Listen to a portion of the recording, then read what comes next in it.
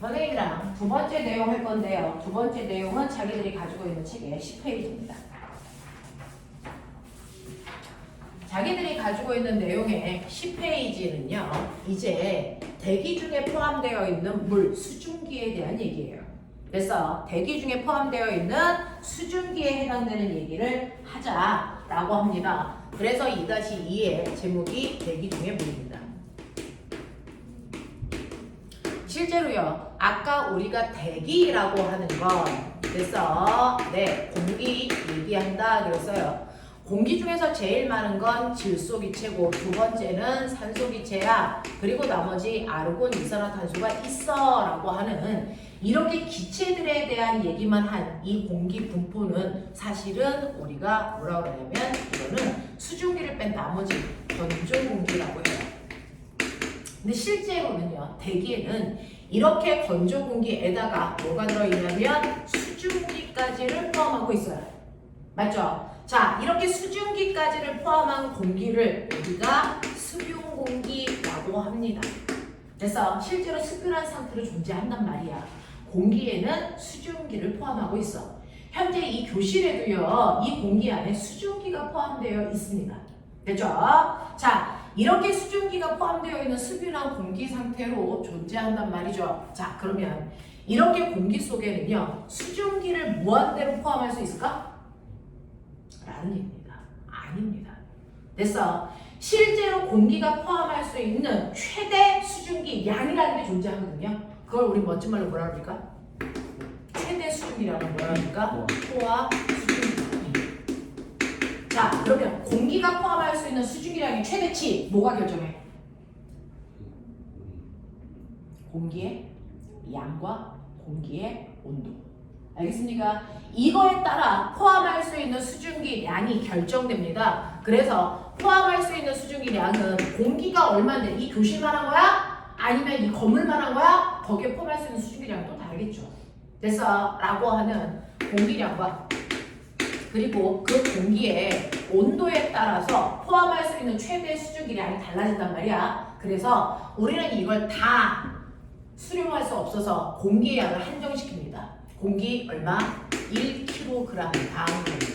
그래서 포함할 수 있는 최대 수증기량을 온도에 따라서 보는 거죠. 그래서 그거를 그래프로 그리면 모든 공기를 1kg으로 잘라놓고 1kg당 포함할 수 있는 최대 수증기량을 세로축에 놓고요. 가로축은 그 공기의 온도입니다. 그래서 온도마다 그 공기에서 포함할 수 있는 최대 수증기량이 어때? 라고 하면 이 그래프 모양이 이렇습니다. 됐죠? 온도가 높아지면 높아질수록 포함할 수 있는 수증기량이 급격히 증가합니다. 됐죠? 그 중에서 그 각각의 온도마다 포함할 수 있는 최대 수증기량을 아까 너네가 얘기한 포화 수증기량이라고 해서 그 포화 수증기량을 점 찍어서 부드러운 곡선으로 그려놓은 걸 포화 수증기량 그래프라고 합니다. 됐죠? 그래서 10도에서는 요만큼의 수증기 포함할 수 있어. 5g. 20도에서는 이만큼의 수증기를 포함할 수 있어. 10g.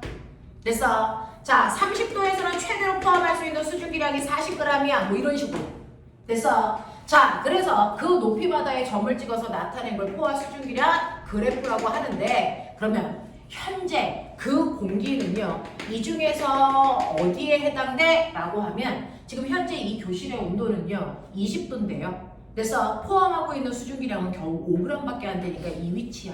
알겠습니까? 이런 식으로 각각의 점을 찍어 볼게요. 자, 그렇다면 A라는 점도 있고 B도 있고요, C도 있고요, D도 있고요, E도 있고요, 여기 F도 있고요, 그 다음에 E도 있고요, 뭐 이런 식으로 E, G, F, G. 그래서 이런 식으로 되어 있다고 치자. 그렇다면 지금 현재 각각의 공기의 상태에 따라서 우리는 공기를 각각 나눌 수가 있는데요. 포함할 수 있는 수증기량을 최대한 다 포함했어. 무슨 상태? 포화 상태. 그거보다 덜 포함했네? 얘네들 무슨 상태? 얘네들 무슨 상태? 불포화 상태. 그래서 포함할 수 있는 최대치보다 더 포함했네? 이거 무슨 상태? 과포화 상태. 알겠습니까? 이렇게 나눌 수 있는데요. 실제로 공기는요, 과포화 상태로 존재할 수 없습니다. 포화 상태 아니면 불포화 상태입니다. 알겠습니까? 그래서 여러분들 보시면 각각의 A, B, C, D, E, F, G 이렇게 해서 여러분들이 보시면 7개의 상태로 나눠드렸거든요. 그 중에서 우리는 A는 포화 상태라고 해요. B는 불포화 상태고요. 자, C도 불포화 상태고요. D 포화 상태, E 불포화 상태. 됐어. 그 다음에 F라고 하는 거 과포화 상태. 그 다음에 G 포화 상태 이렇게 나올 수 있어. 이건 되겠지. 됐어. 자, 이렇게 됐을 때요. 현재 온도에서는요. 불포화 아니면 과포화 상태로만 존재한다 했으니 불포화 이 상태라고 치자. 됐어. 나 지금 현재 B야. 나 얘를 포화 상태로 만들고 싶어. 방법 몇 가지? 두 가지요. 됐어. B 상태의 I를 포화 상태로 만들 수 있는 방법은요. 똑바로 올라가서 뒤로만 나르는 방법이 있어요. 됐죠? 네. 그래서 B를 뒤로 만드는 방법 어떻게 하면 돼? 어떻게 하면 돼? 수증기를 더 공급해주면 됩니다. 됐죠? 공기 중에 수증기를 더 공급해주려면 바닥에 있는 물을 뭐 시키면 되니? 증발시키면 되겠지? 몇 그램? 몇 그램? 몇 그램 더 집어넣으면 돼? 5g. 알겠습니까? 그래서 이런 식으로 증발이 활발하게 일어난다면 불포화의 상태가 포화 상태가 될 수 있어요. 그러면 얼마만큼 증발해야 됩니까? 증발량 5g입니다. 됐어? 조건 있어. 공기 1kg당 5g씩 증발시키면 돼요. 그럼 포화 상태를 만들 수 있어요. 라고 하는 거죠. 자, 두 번째 방법. 어떻게 하면 됩니까? 어떻게 하면 돼요? 얘를 이렇게 끌고 가면 되죠. 다시 말해요. 수증기량은 그대로 놔두고 온도를 뭐 하면 됩니까? 낮추면 돼요. 그쵸? 온도를 변화시키면 돼요. 됐어? 온도를 변화시켰을 때 포화가 되는 온도를 멋진 말 뭐라고 합니까? 뭐라고 합니까? 바로 이슬점이라고 한다 얘들아. 됐어? 온도만을 변화시켜서요. 포화 상태가 되게 하는 온도를 우리는 각각의 이슬점이라고 해. 되겠냐? 자, 그래서 B의 이슬점은 몇 도입니까? B의 이슬점은 10도예요. 무슨 말인지 알겠니? 이렇게 읽으면 된다고요. 됐죠? 그럼 꼬맹아, A의 이슬점 얼마야? 읽어. 10이죠. 이미 포화 상태야. 됐어? 10도입니다. 됐죠? 자, C요. 찝었어요. 자, C의 이슬점 얼마입니까? 얘도 10입니다. 안녕. 자, D요.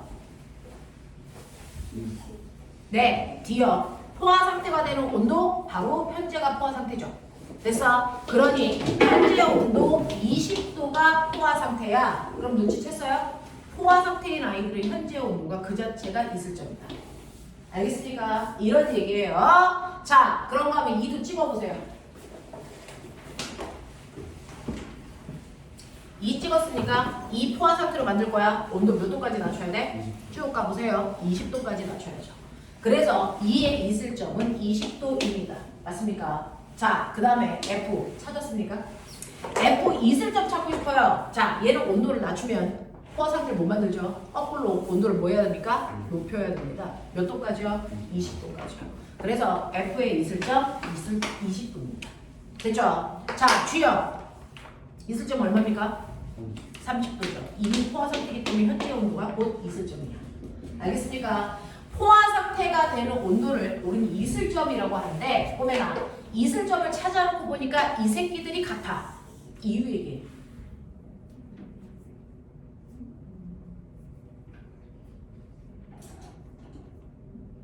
A, B, C의 이슬점이요. 모두 다 10도로 같습니다. 이유가 뭘까요?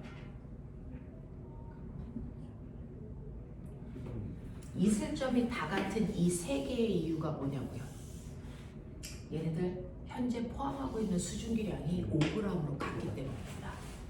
됐어? 현재 포함하고 있는 수증기량이 됐어? 현재 포함하고 있는 수증기량을 더 멋진 말로 뭐라 할까?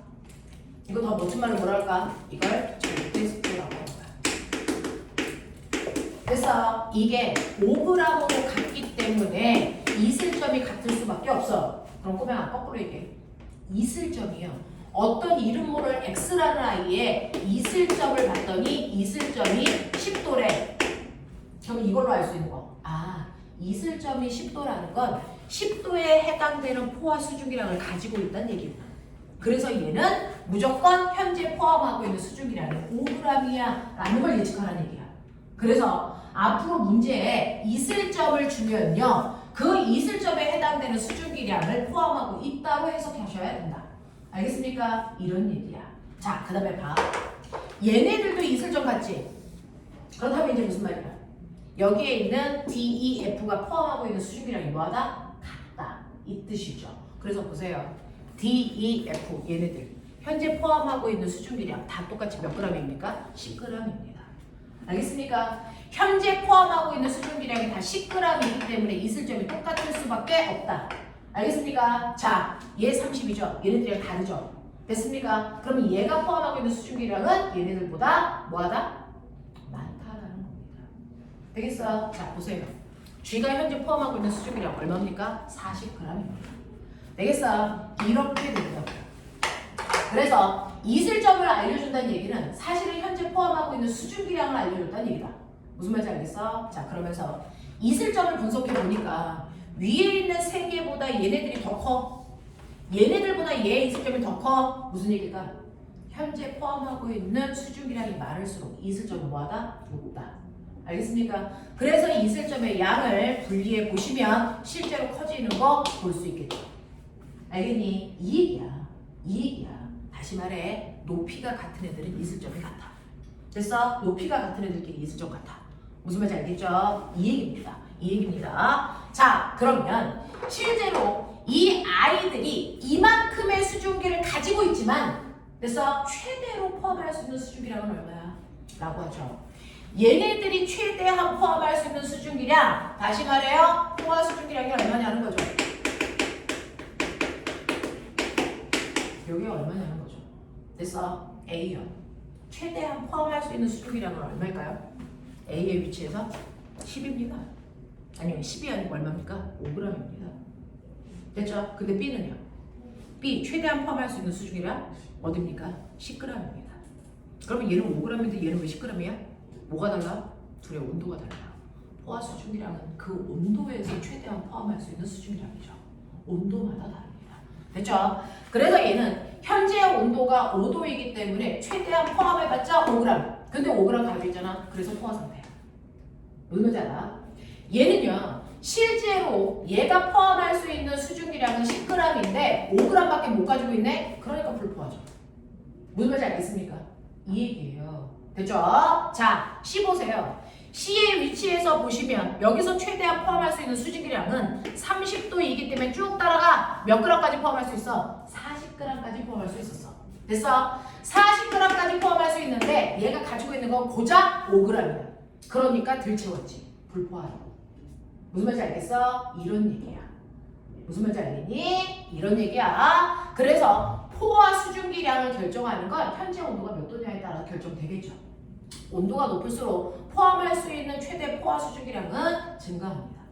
됐죠? 자, 그 다음에 읽으세요. D, 포화 수증기량 얼마야? D, 포화 수증기량 얼마예요? 10g이에요. 됐어? 10g인데 지가 가지고 있는 것도 얼마야? 10. 그래서 꽉 찼죠? 그래서 포화예요. 말 되죠? 됐습니까? 얘는 괜찮네? 더 가질 수 있었네.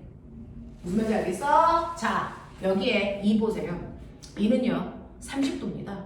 30도에서는 최대한 채울 수 있는 포화 수증기량이 얼마인데? 40g이야. 무슨 말인지 알겠어? 40g인데 지는 10g밖에 못 가지고 있으니까 들 찬 상태. 알겠습니까? 얘는요 너무 과하게 채웠어. 몰라요? 자, F요. 현재 온도 10도입니다. 10도에서는 꽉 채울 수 있는 수증기량이 겨우 얼마밖에 안 되는데 5g밖에 안 되는데 지 몇 g 가지고 있어? 10g 가지고 있어. 이 얘기예요. 그래서 F는 5g 채울 수 있는데 자기가 10g 가지고 있으니까 너무 많이 가지고 있죠. 과포화 상태라고요. 무슨 말인지 알겠어? 이 얘기. 자, 그렇다면 G는요? 포화죠.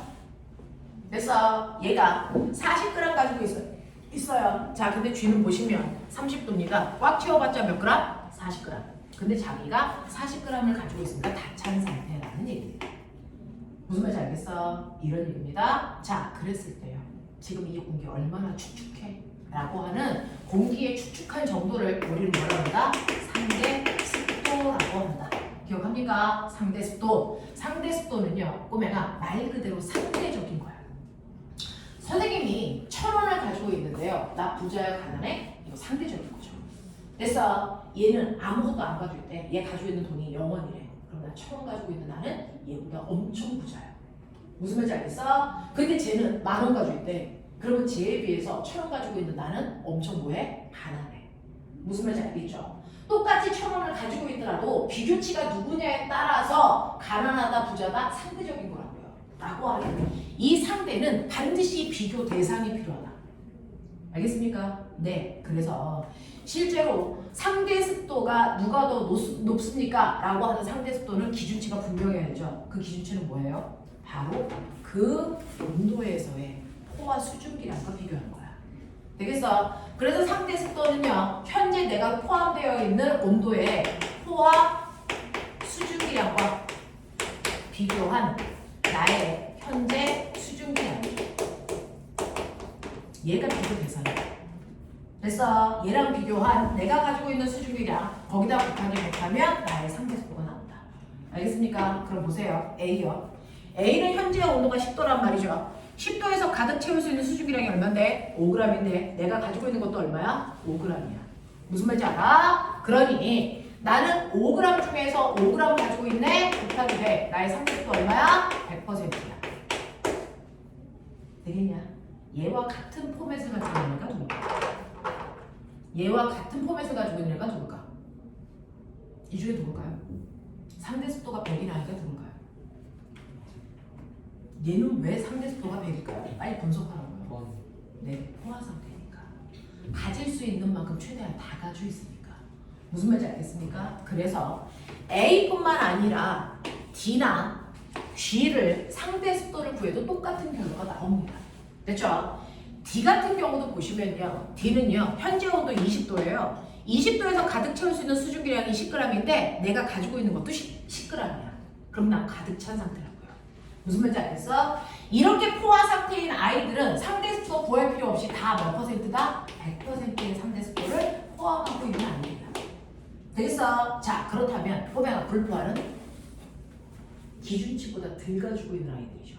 그러니까 상대습도를 구하면 무조건 100보다 적게 나와야 됩니다. 무슨 말인지 알아? 자, 그 중에서 B 좀 보세요. B는요. 현재 20도예요. 가득 채우려면 10g까지 채울 수 있는데 나는 얼마 가지고 있어? 5g밖에 안 가지고 있어. 무슨 말인지 알아? 그래서 B는요. 10g까지 채울 수 있는데 내가 가지고 있는 건 5g밖에 안 돼요. 곱하기 100 해보세요. 얼마입니까? 50%밖에 안 돼요. 그래서 상대 습도가 100이 안 되는 거 불포화이기 때문이라고요. 무슨 말인지 알아? 자, C도 볼게요. C는 20도예요. 자, C는 20도가 아니면 몇 도니? 30도예요. 30도에서 가득 채울 수 있는 수증기량 얼마인데? 40g인데 C가 가지고 있는 건 겨우 얼마입니까? 5g이에요. 되겠지? 자, 그래서 40g 중에 5g만 가지고 있네. 나의 상대습도 얼마야? 이거 계산하시면 되겠죠? 얼마 나오냐? 얼마? 10. 에? 10. 12.5? 맞아요? 네, 요만큼 가지고 있대요. 되겠죠? 자, 그 다음에 이 집 보세요. 불포화 100보다 작겠죠? 물론 얼마 분의 얼마? 얼마 분의 얼마? 2요. 여기 있어요? 여기 있어요. 그래서 가득 채우려면 40 채워야 되는데 나 얼마 가지고 있어? 10 가지고 있어. 맞아요. 그러니까 얘는 40분의 10 곱하기 100. 알겠냐? 네, 그러니까 얼마? 25%. 됐죠? 한번요. 자, 과포화인 상태. 예측해봐. 과포화요. 상대습도 얼마 나올까? 적어도 100보다 커야 돼. 무슨 말인지 알겠어? 네, 보세요. 여기에 있는 F는요. 실제로 가득 채울 수 있는 양이요. 10도이기 때문에 5g 가지고 있어야 정상이야. 근데 나 얼마 가지고 있어? 10 가지고 있잖아요. 되겠습니까? 네. 5g밖에 못 포함하고 있는데 내가 10 가지고 있어. 과하게 가지고 있죠. 나의 상대습도 얼마입니까? 200%예요. 알겠습니까? 이렇게 나옵니다. 이렇게 나옵니다. 됐죠? 상대습도 확인할 수 있겠죠. 자, 근데 선생님 뭐라 했어요? 과포화 상태는 존재할 수 없다. 왜요? 존재하잖아요. 자, 순간 낮 동안에 해가 쨍쨍 내려져서 수증기를 많이 가지고 있었어. 수증기를요 이만큼 가지고 있었는데 새벽이 되니까 기온이 급격히 훅 낮아져. 그래서 순간 과포화가 된 거야. 근데 이 상태로 존재할 수 있니 없니? 없어요. 과포화가 되는 순간 여기에 남아도는 5g만큼이 빠른 속도로 뭘로 바뀐다? 물방울로 바뀌어버립니다. 됐죠? 자, 가지고 있는 수증기가요 대단히 빠른 속도로 기온이 낮아지면 그래서 물방울로 바뀌는 현상을 우리는 지구과학에서 뭐라 그런다? 은결량이라고 합니다. 되겠습니까? 네, 그러면 얘는요 얼마만큼 응결해야 돼? 요 높이 차이만큼 응결해야 돼. 몇 그램? 5g만큼이 응결해서 구름을 만들어 버립니다. 됐습니까? 그래도 구름이 이런 식으로 만들어진다고. 알겠냐? 네, 이렇게 됩니다. 자, 그래서 여러분들이 지금 현재 머릿속에 넣으셔야 되는 거 포화 수증기량 그래프 요거 하나 제대로 읽어내는 거다. 됐어? 이 그래프를 그려놓으면요 이 아이들의 이슬점이 얼마인지 찾아낼 수 있어야 되고요. 이슬점이 같은 이유가 뭔지, 이슬점이 다른 애들보다 왜 커야 되는지 됐어? 분석할 수 있어야 되고요. 그 다음에 이 아이들의 상대 습도를 구할 수 있어야 된다. 알겠습니까? 요거 두 개 하셔야 됩니다. 됐죠? 이런 식의 그래프를 제대로 읽을 수 있는지 한 번만 보고 넘어갈게요. 여러분 가지고 있는 10페이지, 11페이지 다 똑같은 얘기입니다. 됐어? 10페이지에 있는 그래프, 11페이지에 있는 그래프, 이 그래프가 지금 선생님이 칠판에 그려놓은 그런 얘기들을 하고 있어요. 자, 15페이지 보세요. 15페이지 보시면 15페이지에 1번과 2번이 그 얘기죠. 답 찾아. 15페이지에 1번.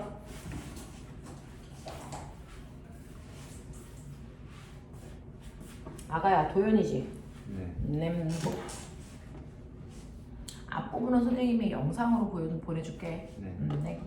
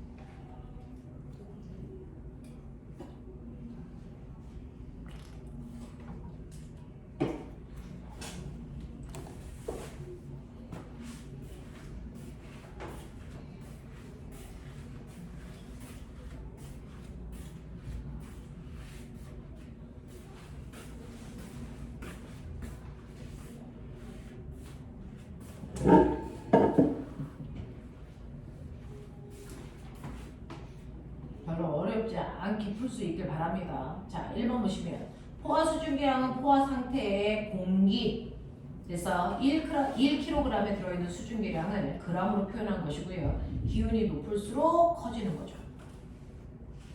자, 두 번째 그림은 기온에 따른 포화 수증기량을 나타낸 건데 B 찍으셨죠? B의 상대 습도는 그래서 20분의 10.6 곱하기 100 이렇게 하시면 돼요. 되죠? A부터 D까지의 상대 습도를 등호로 비교하세요 라고 하면 그래서 누가 더 포화 수증기량 그래프랑 가깝냐 이거 얘기하는 거예요. 됐죠? 그래서 상대 습도가 제일 높은 게 누구냐면 포화 상태인 A와 D는 둘 다 100% 같습니다.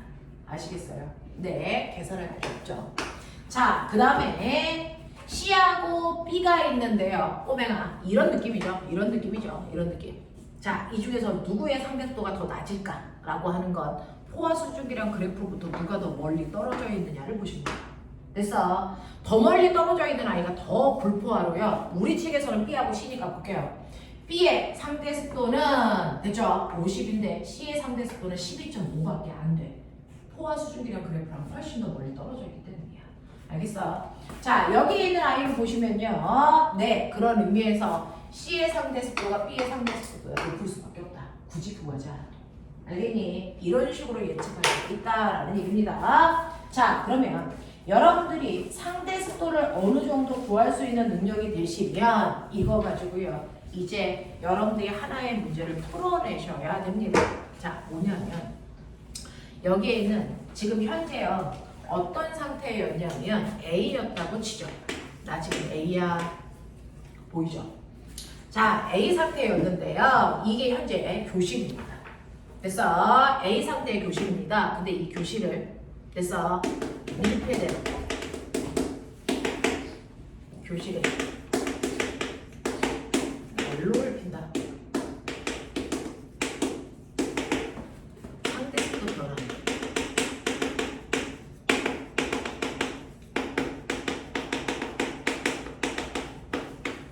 이런 얘기예요. 그래서 A 상태에서요. 자, A 상태의 밀폐된 교실에 난로를 피우는 거예요. 그랬을 때 상대속도 변화를 설명해라 이런 얘기죠. 되겠습니까? 네. 그러면 A에서 밀폐됐다 이 단어 뭐라고 해석해야 되니? 라고 합니다. 밀폐됐다라는 표현은요. 그 공간에 더 이상 수증기는 공급되지 않아라는 뜻입니다. 그래서 밀폐됐다는 얘기는 네. 수증기량의 변화가 없다. 이렇게 해석하시는 게 맞아요. 그래서 실제로요. 어떤 공간도 하루 동안의 수증기량의 변화가 현격하게 일어날 수 없습니다. 수증기량은 거의 일정합니다. 되겠어? 그래서 수증기량의 변화는 거의 존재하지 않아. 그러면 계속 5g의 상태를 유지해. 근데 교실에 난로를 폈어. 뜨거워진다는 얘기야. 이렇게 간다는 얘기죠. 됐어? 그래서 A 상태가 B를 지나 C로 간다는 얘기입니다. 이 얘기야. 되겠어? 그러면 이렇게 되면 상대속도 어떻게 됩니까? 어떻게 됩니까? 어떻게 돼요? 낮아지죠. 그걸 논리적으로 설명해봐. 왜 낮아져? 라는 겁니다. 됐어? 상대 습도가 낮아지는 이유는요. 상대 습도는요. 포화 수증기 양분의 현재 수증기량.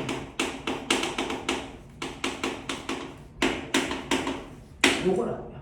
됐어? 중간 단계 띄고요. A에서 C로 갔다고 치면 A에서 C로 갔다고 치면 A 상태에서는 현재 온도가 10도이기 때문에 포화 수증기량이 5g인데 가지고 있는 것도 5g이야. 그래서 상대 습도 구하면 얘는 100% 나와. 이거였어. 그랬다가 난로를 피워서 C로 만들면 됐어. C는 온도가 30도로 변해요. 그 30도에서 포화 수증기량이 얼마입니까? 40g인데 내가 가지고 있는 건 그대로 5g이야. 됐어? 곱하기 100 한단 말이야. 그래서 12.5가 나온단 말이야. 알겠어? 그래서 상대 습도는 100이었다가 12.5로 낮아집니다. 근데 그 이유를 설명을 해. 뭐라고 할래? 뭐라고 할래? 온도가 높아지면서 포화 수증기량이 뭐합니까? 증가하나. 얘는 온도가 높아지면 포화 수증기량이 증가합니다. 됐어? 근데 현재 수증기량은 뭐합니까? 변화 없이 일정하죠. 됐어? 그렇기 때문에 상대속도 뭐 해줘야 된다? 낮아져야 된다. 이해하시겠습니까? 이렇게 설명하는 게 맞습니다. 됐죠? 네. 자, 온도가 높아져서 포화 수증기량은 증가하나 현재 수증기량의 변화가 없기 때문에 상대속도는 낮아진다. 알겠습니까? 이렇게 설명한 거 찾으시면 되겠어요. 되겠어? 이런 얘기입니다. 가장 많이 나오는 유형 중에 하나입니다. 됐죠? 자, 그래서 여기까지의 내용이 여러분들이 이해가 되시면 그 다음 건 뭡니까? 라고 얘기하면 공기 중에요. 이렇게 수증기가 있기 때문에 기상현상이 생긴다고 했어요. 그쵸? 기상현상이 생긴다고 했는데 그 기상현상이라는 건 오늘의 날씨에 변화가 생긴다는 얘기죠. 됐어? 자, 그러면 오늘의 날씨를 예보하겠습니다 라고 할 때 예보하기 위해서는 오늘 날씨 어떤지 나 정말 알아야 될 거 아니야? 됐어? 네, 오늘의 날씨 변화를 주도하는 게 뭐냐? 이겁니다. 됐어? 오늘 날씨 맑아, 흐려, 비와 이거. 됐어? 이걸 주도하는 게 뭡니까? 이걸 주도하는 건 세 가지입니다. 됐어? 당연히 그날의 기온 변화죠. 그 다음에 두 번째는 뭡니까? 이슬점의 변화. 이슬점이라고 하는 거 아까 말씀드렸어요. 현재 가지고 있는 수증기량의 변화. 근데 얘네들은 거의 변화 없이 일정합니다. 됐죠? 그리고 세 번째는 뭡니까? 상대 습도입니다. 됐어? 이 세 가지가 그날의 날씨를 결정하는 요소입니다. 그래서 이 세 가지를 하루 동안의 변화를 보는 겁니다. 하루에 해당되는 시간입니다. 하루는 24시간이죠. 됐어? 그래서 0시, 12시, 그 다음에 24시 이렇게 됩니다. 알겠죠? 자, 그랬을 때요. 기온은요. 하루 중에 낮 동안이라는 2, 3시 사이가 제일 뜨거워요. 됐죠? 그래서 기온 곡선이 이런 식으로 나타납니다. 이게 기온이에요. 아닐 수가 없죠. 자, 그랬을 때요. 여러분들 아까 상대습도 구해드렸죠? 기온이 높아지면 상대습도 뭐해진다고요? 낮아진다고요. 됐어? 기온과 상대습도 이 둘은 반비례거든요. 되겠습니까? 그래서 얘 그래프와 반대 모습을 띠고 있는 얘가 바로 상대습도입니다. 되겠어? 네, 이렇게 되는 거고요. 그 다음에 있을 점은요. 하루 동안의 변화가 거의 존재하지 않아. 맞습니까? 이게 있을 점. 이렇게 그려요. 학교에서는 얘네들 실명 띱니다. 당연하겠죠. 됐어? A, B, C가 뭔지 순서대로 제대로 연결해라. 알겠습니까? 요거 할 수 있으셔야 돼. 됐죠? 그 중에서 가장 먼저 찾아야 되는 건 뭡니까? 기온이죠. 뭐 보면 돼? 낮 동안에 제일 높은 걸 찾으면 돼. 알겠습니까? 이렇게 갑니다. 자, 그래서 이거 세 개 찾는데 근데 선생님 이거 보고 날씨가 맑은지 흐린지 어떻게 알아? 라고 했을 때 어떤 날은요. 기온하고 습도의 간격이 대단히 넓습니다. 됐어요? 또 어떤 날의 그래프를 그리면 어떤 날의 그래프가요. 기온하고 상대 습도의 차이가 별로 없어. 되겠습니까? 이 간격이 그렇게 좁습니다. 이게 바로 날씨를 예측할 수 있는 자료가 됩니다. 그래서 이때 기온하고 상대 습도의 간격이 넓은 이날 날씨가 맑습니다. 그래서 자, 기온하고 상대 습도의 간격이 좁을수록 날씨는 뭐하다? 흐리다 또는 비 온답니다. 알겠습니까? 이렇게 분석하시는 겁니다. 왜요? 라고 하면 비 오는 날은 구름이 잔뜩 꼈기 때문에 온도 차이가 별로 없습니다. 알겠습니까? 네, 그래서요. 자, 그래서 요 간격으로 날씨가 맑고 흐림을 판단할 수 있다. 알겠습니까? 그런 얘기들이 여러분들이 가지고 있는 12페이지 맨 위에 있습니다. 됐죠? 자, 15페이지로 다시 오세요. 15페이지로 다시 오시면 3번, 4번 다 찾아.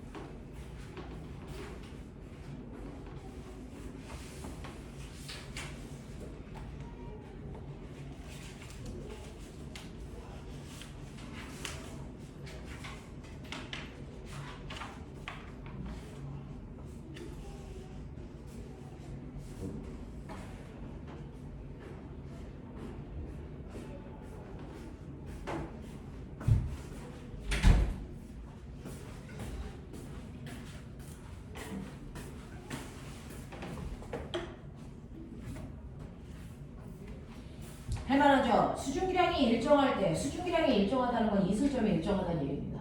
됐죠? 수증기량이 일정할 때 기온이 낮아지면 포화 수증기량은 증가하고 감소하고요. 상대 습도는 뭐해집니까? 높아집니다. 자, 기온이 높아지면 포화 수증기량 증가하고 상대 습도는 낮아집니다. 기온하고 상대 습도는 반대니까. 자, 그랬을 때 기억과 니은은요 라고 했는데 낮 동안을 보시면 니은이 기온이고 기억이 상대 습도겠죠. 되겠어?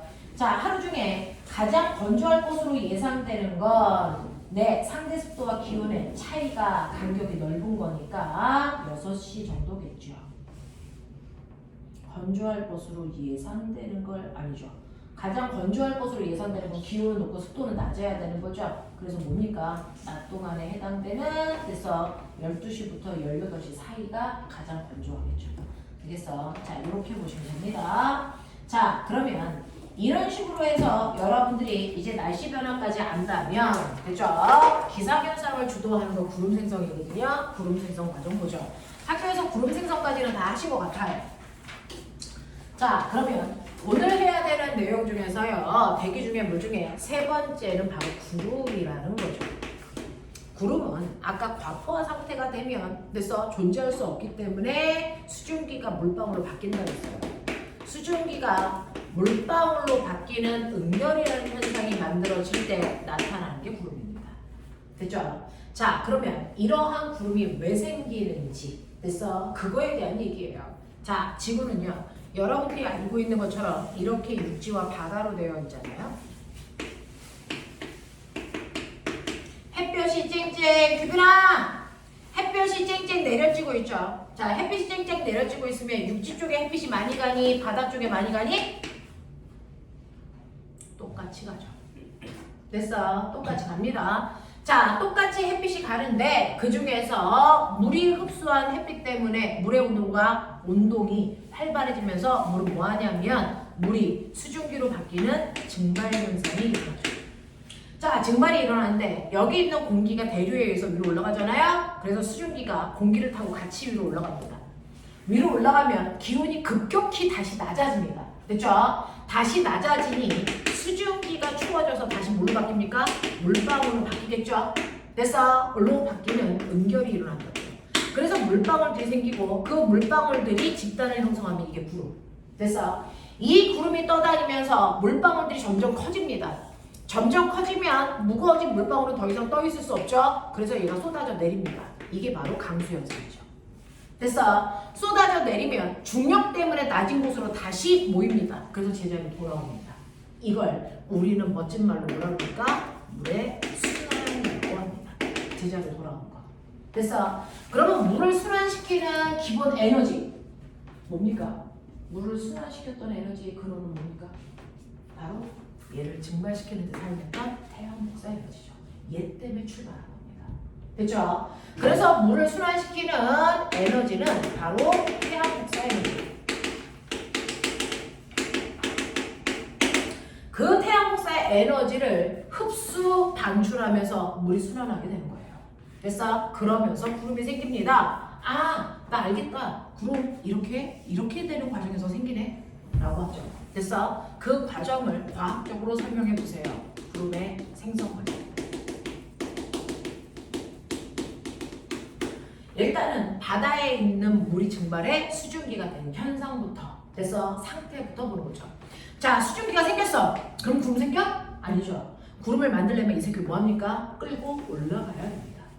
되겠어? 그래야 구름이 생기는 거죠. 그래서 가장 첫 번째는 공기에 뭐가 일어나야 된다? 상승이 일어납니다.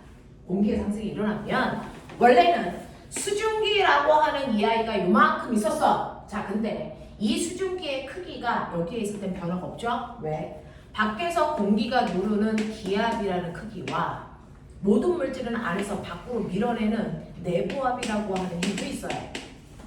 이 크기가 같아서 맨 처음에 지표에서는 수증기의 크기에 변화가 없습니다. 근데 공기가 급격히 올라갈 때 수증기가 따라 올라가면 먼저 바뀌는 건 뭡니까? 공기의 양이 줄어들면서 기압이 감소합니다. 됐어? 기압이 감소하죠. 기압이 감소하면 됐어? 내부압의 변화가 없으니까 안에서 미는 힘이 더 커져요. 그래서 안에서 밀고 나가면 수증기의 부피가 열나 커지는 현상이 생깁니다. 무슨 말인지 알겠어? 네. 자, 그래서 공기가 상승하면 가장 먼저 수반되는 게 기압이 하강하는 겁니다. 그 기압이 하강하기 때문에 수증기의 부피가 팽창합니다. 근데 수증기의 부피를 팽창하기 위해서 안에 있는 힘을 쓴 거죠. 안에 있는 힘을 쓸 때 어떤 일이 발생을 하냐면 이 수증기의 온도가 급격히 뚝뚝뚝뚝 떨어집니다. 알겠어? 그래서 이 수증기가 가지고 있는 온도가 뭐하게 된다? 하강하게 된다. 됐어? 그래서 수증기가 가지고 있는 온도가 하강하게 되면 어떤 일이 발생하니? 포화 상태에 도달하죠. 무슨 점? 이슬점에 도달. 그래서 그 이슬점에 도달한 그 순간부터 수증기가 뭐한다? 응결한다. 이슬이 맺히기 시작한다. 이 뜻입니다. 그래서 이슬이 맺히기 시작하여 그때 뭐가 생긴다고요? 구름이 생성된다고. 알겠습니까? 그래서 구름이 생성되는 위치 찾아라. 포화되는 이 위치부터 구름이 생깁니다. 무슨 말인지 알겠어? 이렇게 찾는 겁니다. 자, 그래서 여러분들 구름이 생기는 과정에서요. 1번, 2번, 3번 이걸 흐트러 놓습니다. 그래서 다르게 쓴 거 찾으세요. 알겠니? 먼저 기압이 낮아졌기 때문에 부피가 커지는 거예요. 순서 바꿀 수가 없다는 얘기예요. 기압이 낮아져서 부피가 커지고 부피를 크게 하기 위해서 온도가 낮아졌다. 무슨 말인지 알겠어? 그래서 이 세 개의 순서는 위치가 바뀔 수 없습니다. 그래서 이 세 가지를 묻는 문제가 제일 많이 나와요. 그래서 순서대로 연결하셔야 되고요. 이때 우리가 중학교 1학년 때 배웠죠. 기체의 부피를 크게 하는 방법은 두 가지가 있어요. 온도를 높여서 부피를 팽창시키는 방법도 있고요. 압력을 낮춰서 부피를 팽창시키는 방법이 있는데 수증기의 부피가 팽창한 건 바로 얘 때문이죠. 됐어? 얘가 아니라고요. 됐어? 그래서 열의 공급 없이 부피를 팽창시켰다? 멋진 말. 단열 팽창. 알아둬라. 알겠어? 구름은 단열 팽창에 의해서 일어나는 현상입니다. 되겠죠? 자, 이런 식으로요. 수증기가 위로 올라가 물방울이 되기까지 이런 과정이 있어야 되는데 근데 이 과정이 이 세 개의 과정이 누구 때문에 일어나? 공기가 상승하면 무조건 일어나. 알겠어? 얘가 뒤에 있는 현상을 만드는 원인이야. 그러면 우리요. 구름이 생기는 경우를 찾으세요. 이런 얘기 합니다. 구름이 생성되는 경우. 구름이 생기는 경우를 찾아라. 뭐 찾으면 돼요? 공기가 상승하는 경우를 찾아. 이 뜻입니다. 그래서 구름이 생기는 경우는요. 공기가 상승하는 경우를 찾으라는 얘기입니다. 됐죠? 네, 이게 네 가지가 있어요. 구름이 상승될 수 있는 경우. 됐죠? 자, 첫 번째는요. 공기가 수증기를 먹으면 공기가 가다가 누굴 만납니까? 산을 만납니다. 어떻게 할래요? 산을 뚫고 갈 수 없죠. 그럼 뭐합니까? 산을 타고 올라갑니다. 그래서 산을 타고 올라가기 위해서 공기가 상승하겠죠. 그때 반드시 뭐가 생깁니까? 구름이 생겨 엄청난 비가 쏟아집니다. 알겠습니까? 네. 그래서 구름이 생기는 첫 번째 경우는 산을 타고 공기가 뭐하는 경우? 상승하는 경우. 됐어? 이때 구름이 생겨요. 자, 산을 타고 올라갈 때 구름이 생겨. 그럼 선생님, 올라갔다가 산의 정상에 닿으면 이제 공기는 뭐합니까? 내려가죠. 이때는 구름이 생길까 안 생길까? 안 생깁니다. 생겼던 구름이 없어집니다. 무슨 말인지 알겠지? 그래서 구름은 산을 타고 올라가는 이쪽에서만 생긴다. 이쪽에 안 생긴다. 무슨 말인지 알겠어? 네, 이 얘기입니다. 두 번째는요. 구름이 생기는 두 번째 경우는 무엇입니까? 라고 얘기하면 공기를 상승시키는 또 하나의 원인. 됐어? 찬 공기와 더운 공기가 만날 때. 찬 공기와 더운 공기가 만나면 누가 무겁다 했어? 누가 무거워? 찬 게 무거워? 더운 게 무거워? 찬 게 무거워요. 됐어? 그래서 찬 공기와 더운 공기가 만나면 찬 공기가 무거우니까 밑으로 내려가면서 더운 공기를 밀어 올려요. 됐어? 그래서 더운 공기 쪽에서 뭐가 생기니? 구름이 생겨요. 알겠습니까? 그래서 찬 공기가 내려가고 더운 공기가 올라가면서 더운 공기 쪽에서 구름이 생겨 이 얘기입니다. 됐죠? 네, 그러니 더운 공기를 상승시키기 위해서는 방법이 있어요. 그냥 공기만 뜨겁게 하면 되는 게 아니고요. 찬 공기와 만나게 하세요. 그래서 찬 공기와 더운 공기가 만나면 무조건 더운 공기가 위로 올라가면서 구름이 생깁니다. 알겠습니까? 네. 자, 그렇다면 더운 공기만 있으면 안 되네. 찬 공기와 더운 공기가 다 있어야 되네. 그러면 우리 집 근처에 찬 공기와 더운 공기를 다 만들 수 있는 방법은 뭡니까? 세 번째, 집 주변 불, 균등, 가열이 일어나야 돼요. 다 똑같이 30도 이게 아니고요. 어디는 10도, 어디는 30도로. 그래서 어디는 10도기 때문에 그 위에 있는 공기는 찬 공기, 어디는 30도기 때문에 그 위에 있는 공기는 더운 공기. 이렇게 만들어야 된다고요. 되겠어? 네. 그러려면 땅바닥의 온도가 달라야 된다고요. 됐죠? 이걸 지표면의 불균등 가열이라고 해요. 학교에서는 여러분들 틀리라고 지표면의 균등 가열 이렇게 써져 있어요. 틀린 겁니다. 알겠어? 지표면이 불균등하게 가열돼야 찬 공기와 더운 공기가 만날 수 있다. 그래야 구름이 생긴다. 무슨 말인지 알겠죠? 이 얘기예요. 자, 그 다음에 네 번째. 무슨 기압에서 공기가 상승할까요? 라고 하는 거죠. 여러분들, 기압에는 두 종류가 있어요. 우리가 이제 할 건데 저기압이라는 게 있고요. 고기압이라는 게 있어요. 기압은 공기가 누르는 힘이에요. 땅바닥을 누르는 힘. 맞아요. 자, 근데 여기 있는 공기들은 땅바닥을 누르는 힘이 적대요. 여기 있는 공기들은 땅바닥을 누르는 힘이 세대요. 왜요? 공기량이 달라서. 됐어. 사실은요, 정신 안 차리냐. 여기 공기가 모두 다 100개 있었어요. 모든 만물은 다 똑같고 싶잖아요. 복사평형, 열평형처럼 다 똑같고 싶잖아요. 그러니까 맨 처음에는요, A 지역도 B 지역도 공기량이 다 100개 다 탔다고요. 근데 지표면이 불균등하게 가열이 되면 됐어. 네, 어떤 일이 발생하냐면 뜨거운 쪽에 있는 공기들의 운동속도가 활발해져요. 그래서 공간을 넓히려고 어떻게 하냐면 이 중에서 일부의 공기를 밀어 올려버립니다.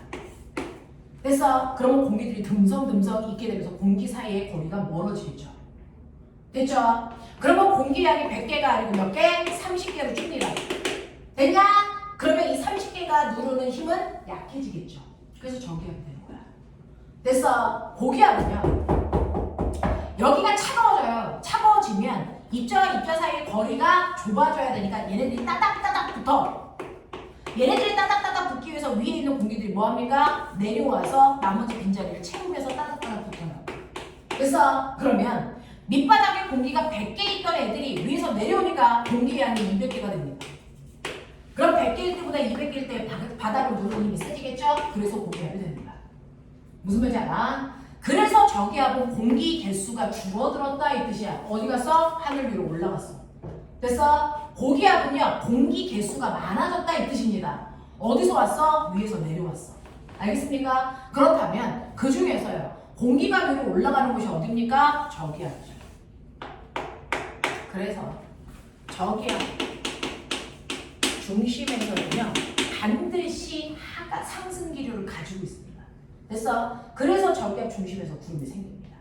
무슨 말인지 알겠어? 이런 얘기죠. 그래서 구름이 생기는 네 가지 경우 머릿속에 넣으세요. 됐죠? 여러분들은 시험이 오지선다형이잖아요. 있니? 그러니까 이거 4개 말고 하나가 더 들어온다고요. 그 3개가 답이라고요. 알겠어? 정신 제대로 차려라. 되겠냐? 자, 이렇게. 자, 그래서 구름이 생기는 4가지 경우 머릿속에 넣으셔야 된다. 다 공통점으로 뭐합니까? 공기 상승을 얘기하고 있어. 됐어? 산 타고 뭐한다고? 올라간다고. 됐죠? 네, 더운 공기가 찬 공기를 타고 뭐한다고? 올라간다고. 그러기 위해서 지표면을 불균등하게 가열하라고. 알겠어? 저기압 중심의 상승 기류 때문에 구름 생긴다고. 알겠습니까? 이거예요. 자, 이렇게 되면서 여러분들이 기억해야 되는 거.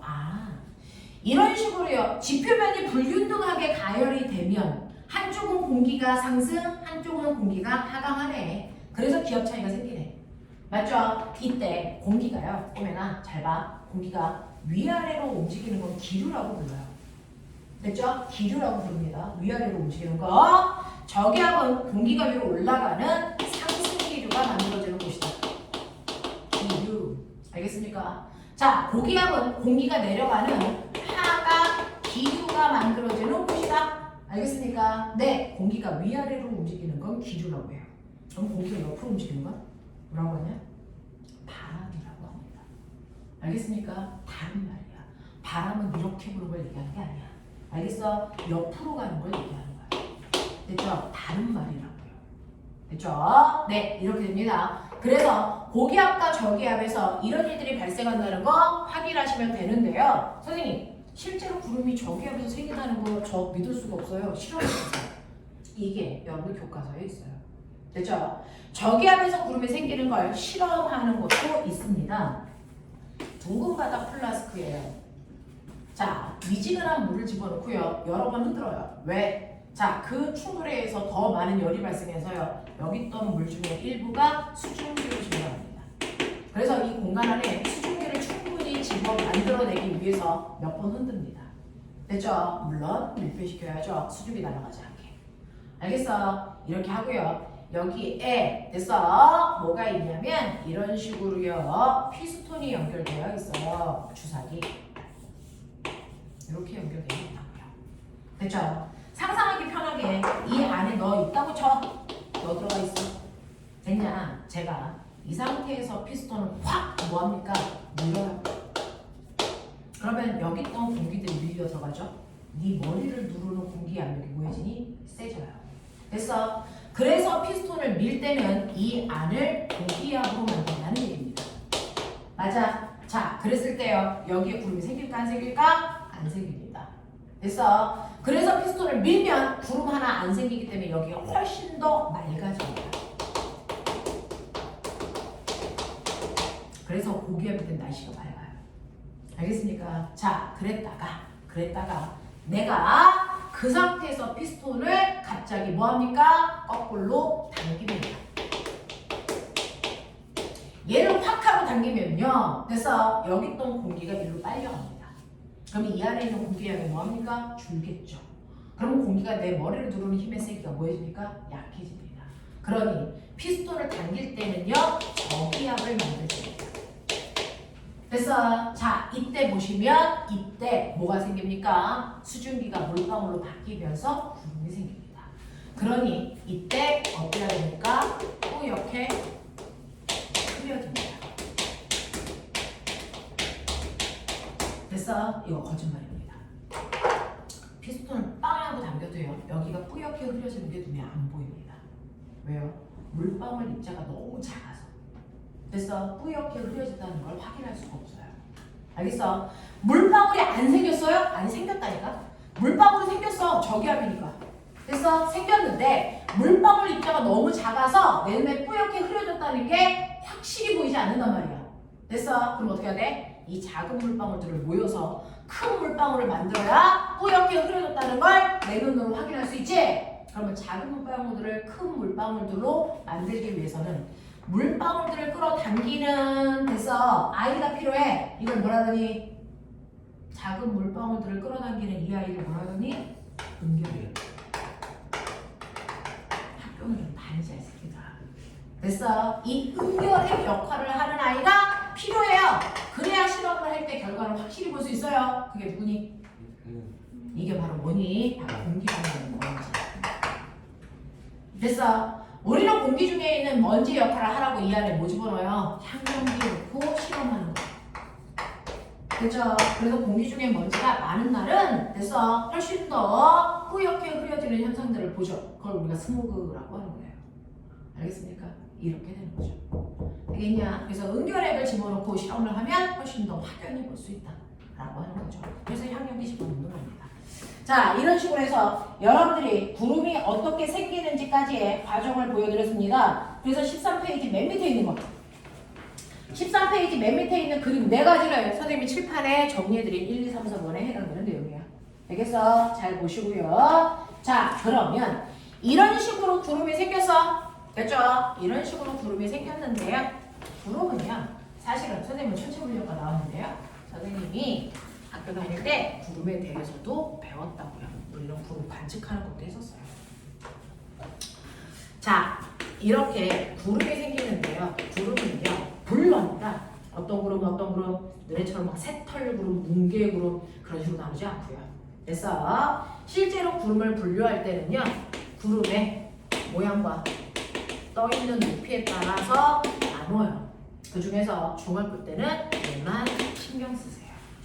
그래서 구름의 모양, 와 새털 구름? 그거 아니라니까. 그럼 뭐요? 라고 하면 구름 중에서 옆으로 퍼져 있는 구름이 있는가 하면 수직으로 발달된 구름이 있어요. 맞습니까? 이거 2개. 옆으로 퍼져 있는 구름을 뭐라 하니?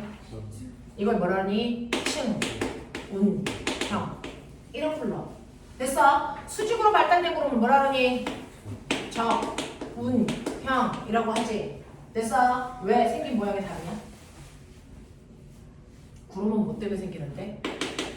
공기의 상승 때문에 생기지. 이 상승하는 속도가 구름의 모양을 결정해. 됐어? 공기가 급격히 상승해요. 뭘 만드니? 저온형. 알겠어? 공기가 천천히 상승해요. 뭘 만드니? 층운형. 알겠습니까? 공기가 상승하는 속도에 의해 모양이 결정됩니다. 됐어? 그리고 그 구름이 떠 있는 높이에 의해서 아주 아래쪽에 떠 있어요. 됐어? 네, 낮게 떠 있는 거, 아주 높게 떠 있는 거, 그리고 중간에 떠 있는 거 이렇게 나눌 수가 있어요. 이건 몰랐대. 아주 높게 떠 있는 아이들은요. 됐어? 앞자리에 권자가 붙어요. 권층은, 권운, 권적은. 알겠어? 네, 앞에 권자 있으면 저 새끼 되게 높네. 11km 근처에 떠 있는 거야. 알겠어? 네. 자, 가장 낮게 떠 있는 아이들은 앞에 난자 붙어요. 난충은, 난적은, 난운. 알겠습니까? 네. 중간에 떠 있는 아이들은 고자 붙어요. 고적은, 고운. 알겠습니까? 뭐 이런 식으로. 그래서 높이에 따른 분류도 하는데 이건 중학교 때 안 나와. 됐죠? 그러니 여러분들은 모양에 따라서 이렇게 다를 수가 있구나. 됐어? 네. 요것만 기억하시면 되죠? 이 모양을 결정하는 건 공기의 상승 속도입니다. 됐죠? 자, 그러면 이러한 구름에서 결국은 눈과 비가 오는데 구름의 종류 볼게요. 아까 치고 이렇게 그렸어요. 자, 가운데를 적도, 열나 뜨거운 곳, 위도 0도 이거죠. 그래서 위도 30도 간격으로 이렇게 자른 날이 있어요. 30도, 60도, 90도. 그 중에서 얘는 위도가 낮아서 저위도, 중위도, 고위도라고 했는데 저위도 지방은 뜨거워. 그래서 여기를 뭡니까? 열대지방. 여기는 뭐라도 알아라. 뭐라 그러니? 온대지방. 여기는 한대지방. 이렇게 표현해요. 온도에 따라서. 우리는 중위도 지방, 온대지방에 속해. 되겠어? 이렇게 되는데요. 그 중에서 열대지방의 구름의 구조하고요. 온대 한대지방의 구름의 구조는 달라. 되겠어? 그걸 학교에서 배우고 있는 거야. 자, 그 중에서 열대지방이라고 하는 저위도 지방의 구름의 구조는요. 자, 수증기가 상승해서 구름이 생기기 시작했어. 오케이. 근데 연락 뜨거워. 아무리 올라가도 온도가 영하로 떨어지진 않아. 그러니 구름 전체가 물방울로만 되어 있어. 맞아. 물방울로만 되어 있는데요. 이때 얘가 비가 내리려면 지금은 물방울이 너무 가벼우니까 안 떨어지잖아. 무거워져야 돼. 알겠어? 그러니 작은 물방울이 작은 또 다른 물방울과 결합을 해요. 됐어? 얘네들끼리 달라붙어. 그럼 어떻게 됩니까? 얘가 큰 물방울이 돼요. 됐어? 큰 물방울이 되면 얘가 중력 때문에 더 이상 떠 있을 수 있어? 없어? 없어. 그래서 우두둑 쏟아져. 그게 바로 열대지방에서 내리는 비야. 알겠어? 자, 이런 식으로 해서 물방울과 물방울이 결합해서 만들어지는 비를 우리는 뭐라 그러나? 같은 것끼리 결합했어요. 병합설. 됐어? 이게 열대지방에서 내리는 비를 설명하는 구름의 구조입니다. 알겠어? 자, 그런가 하면 온대나 한대지방은 어때? 라고 하는 거예요. 온대지방이나 한대지방의 구름의 구조를 보면 이렇습니다. 구름이 생겨요. 위로 올라가요. 근데 온대나 한대지방이니까 조금만 올라가도 온도가 영하보다 더 낮아져요. 그래서 0도, 영하 40도 이렇게 된단 말이야. 알겠어? 그러니 0도보다 따뜻한 아래쪽은요. 물방울밖에 없어. 맞아? 자, 그리고 열나 추운 여기는 다 얼음이겠죠. 얼음을 우리는 빙정이래요. 됐죠? 근데 물은 0도 이하면 무조건 다 얼죠. 근데 하늘 위는 기압이 낮아지기 때문에요. 0도부터 영하 40도까지는 얼지 않은 물이 존재합니다. 마탱이 같죠. 그래서 열나 추운데 안 얼어. 이걸 뭐라 하니? 과온가수. 그래서 압력이 낮아져서 그래요. 압력이 낮아지면 어느 점에 따라서 낮아지거든요. 그래서 0도보다 온도가 낮아져도 안 얼어요. 근데 여기에 얼어있는 빙정도 있습니다. 요거죠. 됐어. 그래서 구름의 구조를 기억, 니은, 디귿이라고 하면 여기에서 바로 눈과 비가 만들어져. 얘네들은 변화가 없어. 알겠어? 그래서 요 사이의 구조를 여러분들이 보셔야 되는데, 자, 이때 물방울에 있던 빙정에 있던 지금은 가벼우니까 안 떨어진다는 얘기잖아. 그럼 무겁게 해야죠. 커지게 해야죠. 누가 커지니? 물방울이 커지니 빙정이 커지니? 빙정이 커집니다. 어떻게 커질까요? 어? 누가 들러붙을까요? 물이 달라붙은 거 같죠? 아니요. 그래서 시험이 나온다고요. 됐어. 실제로요. 여기 있던 물이요. 빈정에 달라붙는 게 아니고요. 얘가 증발합니다. 이 안에서 증발해요. 그래서 얘가 수증기를 만듭니다. 그 수증기가 빈정에 달라붙어. 그러면 이 빈정이 열납한 빈정이 됩니다. 됐어? 그러면 얘가 무거워서 떠있을 수 없어. 얘가 후두둑 떨어지죠. 됐어? 얼음이 떨어지네? 그럼 뭐야? 눈이요, 눈. 됐어? 근데 보면은 아래로 갈수록 땅바닥이랑 가까워지네? 점점 뜨거워져, 차가워져? 뜨거워져요. 땅바닥에서 열 나오니까. 맞죠? 그러니까 이 큰 빈정이 그대로 떨어지면 눈이에요. 우리나라 겨울이 그래요. 근데 자, 겨울이 아닌 다른 계절은 내려가면서 온도가 영상보다 높아집니다. 그래서 이 새끼가 녹아요. 그래서 비가 옵니다. 됐어? 그래서 우리나라에 내리는 비는요, 맨 처음에 시작은 눈 상태로 떨어지다가 녹는 거예요. 됐어? 그러니 이 비를 설명하는 게 바로 뭐다? 긍정사다. 얘는 별없습니다. 차이 보여요? 보여요? 이런 거죠. 그래서 온대나 한대 지방에 내리는 이 비는요, 우리는 다른 말로 이 새끼 찬비. 실제로 과학 용어야. 얘는 따뜻한 비를. 알겠어? 이렇게 표현합니다. 그래서 병합설, 빈정설. 하겠냐? 이렇게 된다고요. 됐죠? 그 중에서 가장 많은 오류. 빈정에 물 달라붙지 않습니다. 됐어? 빈정에 물이 증발한 수증기가 결합하는 거다. 잊지 마. 알겠어? 이런 식으로 해서 구름을 만든다라는 얘기까지 기억해 두시면 되겠죠? 넘어와. 자, 16페이지. 문제 풀어.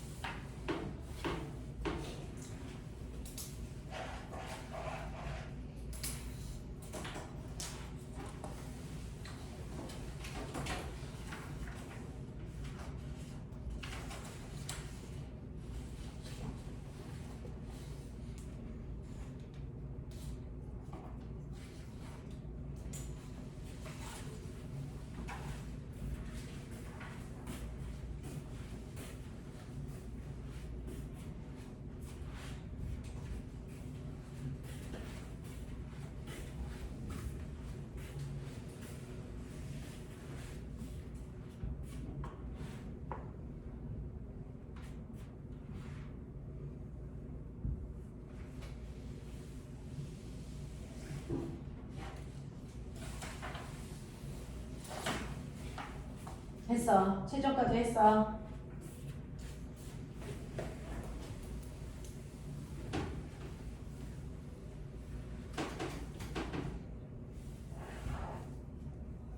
질문. 자, 여기까지는 학교에서 했던 거 복습의 차원이고요. 이제부터 여러분들 17페이지부터 진도 나가죠. 됐죠? 이게 2단원 마지막. 그래서 기단과 전선, 바람에 대한 얘기예요. 자,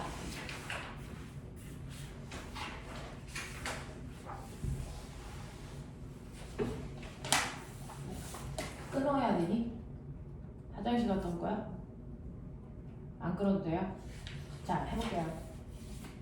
자, 17페이지 보시면 이제 세 번째 마지막 날씨 변화에 해당되는 얘기입니다. 자, 날씨 변화에 해당되는 얘기가 세 번째 단원에 묶여 있네요. 자, 세 번째 단원에 있는 여러분들이 보셔야 되는 날씨 변화입니다. 자, 날씨 변화는요, 크게 우리가 기후학적으로 보면 이렇게 두 나눠요. 날씨가 바뀌는데, 됐어? 그거 어느 기간 동안의 날씨 변화를 얘기하는 거야? 기간으로 나눠요.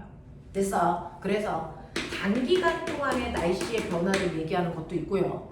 연락이 장기간 동안의 날씨 변화를 얘기할 수도 있겠죠. 되겠어? 이때 단기간이라는 건 몇 시간 또는 며칠. 됐어? 네, 이 사이의 날씨의 변화를 우리는 기상 또는 일기라고 한다. 그래서 기상 예보하고 일기 예보하는 거야. 되겠어? 네, 근데 장기간이라고 하면 여러분들이 얘기하는 계절 3, 4개월 또는 1년. 알겠습니까? 이렇게 장기간 동안의 날씨의 변화는 기후라고 하죠. 그렇게 쓰는 거야, 단어를. 됐어? 그 중에서 우리는 기후가 아니고 기상에 대한 얘기를 하는 겁니다. 기상. 됐어? 이런 얘기 하는 거야. 그러면 단기간 동안의 날씨 변화는 누가 만들어? 이거 기압이 만들어. 고기압, 저기압. 알겠어요? 이게 단기간 동안의 날씨 변화를 주도하는 요인이고요. 장기간 동안의 날씨의 변화, 계절 변화, 이걸 주도하는 건 기단입니다. 기단. 됐어요? 그래서 이 둘을 나눠서 배우는 거야. 되겠죠? 자, 그러면 그 중에서 여러분들은 먼저 기압에 대해서 할 필요가 있겠죠. 됐어? 기압은요, 공기의 압력이에요. 공기가 누르는 힘, 공기의 압력입니다. 됐어? 이걸 기압이라고 하는데, 이 기압이라고 하는 공기의 압력 왜 생겨? 라고 하면, 됐어? 지구의 중력 때문에 공기의 무게만큼 나를 누르는 힘이 생기는 거잖아요. 됐어? 그러니까 기압이 생기는 이유는 공기의 뭐 때문이야? 무게 때문이야? 라는 겁니다. 됐어? 공기의 무게 때문에 기압이라는 게 생겨. 그러니까 공기가 많으면 기압이 높아지는 거고요. 공기가 적어지면 기압은 낮아지는 겁니다. 무슨 말인지 알겠죠? 공기의 무게에 의해서 형성되는 겁니다. 자, 그러면 내가 아까 그린 것처럼요. 공기는요. 전체 지구의 대기권 높이 중에서 전체 대륙권의 전체 공기의 80%가 있으니까 여기에 기압이 크고요. 여기는 공기가 드무니까 기압이 작겠죠. 그래서 기압의 변화를 그래프로 그리면 이런 모습이 돼. 그래서 아래쪽으로 갈수록 기압이 커져. 이런 얘기죠. 자, 그중 한 지점, 이 지점. 됐어. 네, 기압이 뭐 10이든 100이든 있겠죠. 됐어. 자, 그럼 이 지점에서 기압이 작용하는 방향. 기압의 방향. 어느 쪽일까요? 기압의 방향. 위에서 아래, 아래에서 위, 옆, 대각선, 어느 쪽? 어느 쪽? 기압은 항상 예외 없습니다. 기압은 항상 모든 방향으로. 됐어? 모든 방향으로 기압은 작용하고 있다. 라는 겁니다. 됐죠? 기압은 어떤 특정한 방향에 있는 게 아니고요. 모든 방향에서 우리 다 누르고 있는 거예요. 됐죠? 네, 기압은 항상 모든 방향으로 작용합니다. 되겠죠? 네, 그랬을 때 어떤 특정한 높이라면 그 높이에서 모든 방향으로 누르는데 그 모든 방향으로 누르는 힘이 반드시 같죠. 됐죠? 네, 더 위로 올라가도 기압은 모든 방향으로 작용합니다. 단지 얘보다는 그 기압의 크기가 작아질 뿐이죠. 알겠습니까? 이런 얘기죠. 됐어? 그래서 기압은요, 항상 모든 방향으로 작용하고 그 모든 방향으로 작용하는 기압의 크기가 항상 그 높이에서 같습니다. 알겠어? 이게 기압이라고요. 자, 근데 이렇게 공기가 그럼 나 누르고 있어? 말해봐. 나 지금 기압 받고 있어? 받고 있죠. 됐어? 공기가 나를 누르고 있죠. 네. 근데 느껴? 공기가 눌러서 가슴이 답답해요. 병신이야. 됐어? 그래도 존재하지 않아. 왜요? 그건 실제로요. 우리가 이렇게 되어 있어. 밖에서 기압이 날 누르고 있는 거 맞아. 누르고 있는 거 맞는데요. 밖에서 공기가 10이라는 세기로 날 눌러. 근데 난 못 느껴. 왜? 안에서 밖으로 같은 크기의 힘으로 밀어내기 때문에 합력이 얼마야? 0. 그래서 못 느껴. 알겠어요? 자, 이때 공기가 누르는 힘을 기압이라고 하고요. 안에서 밀어내는 힘을 내부압이라고 한다 했잖아요. 됐어. 그래서 그 높이에서 우리 몸은요, 항상 기압만큼 안에서 미는 힘이 작용하기 때문에 우린 기압을 못 느낀단 말이야. 하지만 열나 센 힘으로 누르고 있어요. 됐죠? 엄청나게 센 힘으로 날 누르고 있어서 여러분들이 우주에 가면 기압이 없죠. 그래도 내 마음은 그대로 있어요. 그럼 내 몸은 우주에서 터집니다. 그래서 우리가 우주복이 있는 거야. 기압을 만들어주려고. 알겠습니까? 이 얘기입니다. 우리는 엄청난 힘으로 공기가 누르고 있는데 안에서 미는 힘도 같은 크기의 힘이라서 기압을 느끼지 못하는 것 뿐이죠. 알겠어? 기압은 존재한단 말이야. 근데 느끼지 못했기 때문에 존재를 잘 몰랐어. 있는지 몰랐어. 그랬다가 공기의 압력이 있을 거라고 생각하고 그걸 처음으로 측정한 과학자가 등장하죠. 누굽니까? 토리첼리라는 과학자가요. 기압의 존재를 처음으로 측정한 사람. 뭘로 얘들아? 바보들. 수은 이렇게 써요. HG. 됐어. 그래서 수은으로 만든 기압계, 수은 기압계를 가지고 최초로 공기의 압력을 측정한 사람입니다. 토리첼리. 됐어. 그러면 토리첼리라는 사람이요. 공기의 압력을 어떻게 쟀을까요? 수은으로. 자, 신기해요. 머리 열나 좋은 사람이에요. 대단히 간단하게 실험 장치를 만들어서 기압을 정확하게 측정한 사람. 됐어. 이렇게 수조에다가요. 수은을 집어넣는 거예요. 여기 수은이 가득 차 있어요. 그래놓고 수은이 가득 들어있는 눈금 실린더를 뒤집어요. 여기 수은이 가득 차 있단 말이죠. 됐어. 근데 지구에 중력이 작용하니까 저 높은 곳에 있는 수은들을 내려와! 지구가 잡아당겨. 그럼 얘가 내려오려고 그러죠? 그럼 얘가 내려오는 만큼 수조에 있는 수은의 양은 늘어나니까 얘 수위가 높아지겠죠. 됐어. 높아지려고 합니다. 근데 문제가 발생해요. 문제가 발생하는데 어떤 문제가 발생하냐면 여기 있는 수은이 내려와서 여기 있는 수위를 상승시키려고 밉니다. 됐어? 뭐만큼? 여기 위에 있는 수은의 무게만큼 나 내려갈 거야! 하고 해서 밀어요. 됐어? 그럼 밀리면 될 거잖아. 안 밀려요. 왜요? 밖에 있는 공기가 누르는 힘이 있어요.